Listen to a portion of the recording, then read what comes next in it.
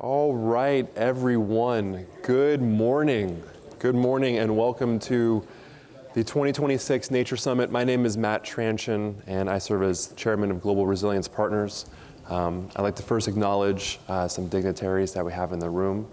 I want to thank the Honorable Prime Minister, Lord Fatafehi Fakafanua from the Kingdom of Tonga for joining us. Thank you, sir. Round of applause for the Prime Minister.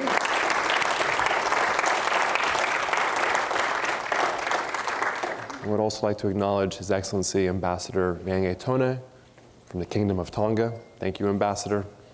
Yeah, sure, that's respectable. And of course, last but not least, Ambassador Jane Watara from the Solomon Islands, who I think has just stepped outside, but as she walks into the room right now, let's give her a round of applause. Yes, Ambassador Watara. So we are here at the 2026 Nature Summit and actually building upon a foundation of leadership that was established last year with the government of Panama. The Nature Summit, as an idea, was about bringing together the public, private, philanthropic sector to find scalable solutions that could be replicated and brought across the globe within the blue and green economy. And in partnership with the government of Panama, that is led by Minister Navarro, who many of you saw yesterday evening, formally kick off the Nature Summit. At the heart of how we've done and what we've done, I think it's really important that we recognize someone who is one of the most extraordinary leaders I've ever had the opportunity to meet, let alone befriend. So please join me in thanking the Special Representative for Climate Change for the Republic of Panama, none other than Juan Carlos Monterrey Gomez. Thank you, Juan.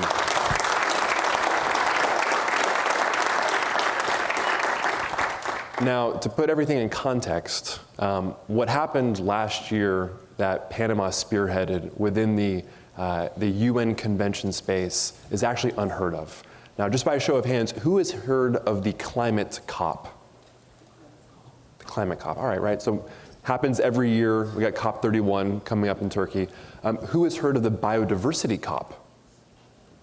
All right. How about the land COP or the desertification COP? Fewer hands? I always get third place. So there are actually 3 COP conventions. They all emerged from the 1992 Rio Earth Summit. Climate, biodiversity, and land. Climate is every year, biodiversity, land, every other year. And what's happened over the last 34 years is these silos have remained silos.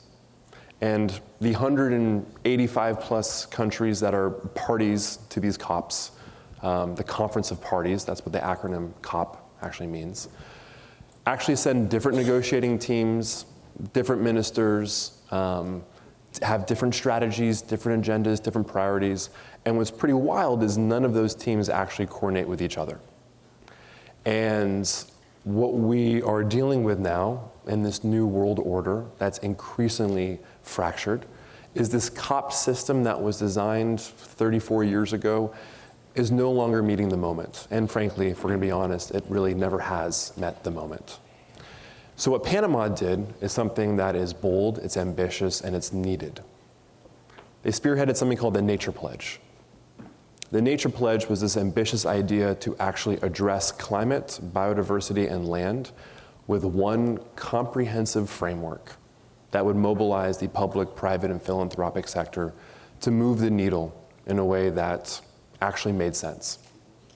And so while the climate COP happens every year and the biodiversity and land every other year, every year, all those parties bring about 180 governments together to negotiate and build momentum for their respective COP. Panama pulled off something that no country has ever pulled off last year. They actually hosted all 3 UN conventions in the same calendar year, a diplomatic hat trick that is unheard of. And so in Panama, in May, the climate COP negotiations were held. It was actually the first ever UN Global Climate Week, that's what they called it. 180 governments descended on Panama City. And in October, the Biodiversity COP had their negotiations. Again, 180 governments coming to Panama. In December, the UNCCD, the UN Convention on Combating Desertification. 180 governments came to Panama. And what's so exciting is that Panama actually had a game plan for what to do with hosting all of these member states. And it was with that concept and that mission of a nature pledge that we launched the Nature Summit. And so last year, we had 3 nature summits that were held alongside each of those COP conventions. We brought together family offices, philanthropists, scientists, and we connected them with the government leaders that were in town. The idea, of course, was connecting the dots, finding what's working, deploying capital, replicating it, and scaling it. That is the idea behind the Nature Summit. And so Panama, of course, spearheaded the Nature Summit in partnership with Global Resilience Partners. And that has created the opportunity to formally hand that baton over to another government that represents that ambitious climate, biodiversity, and land action that's required at this moment in time. And that government and that leader, of course, is none other than the Kingdom of Tonga and Prime Minister Lord Fatufehi Whakawhenua.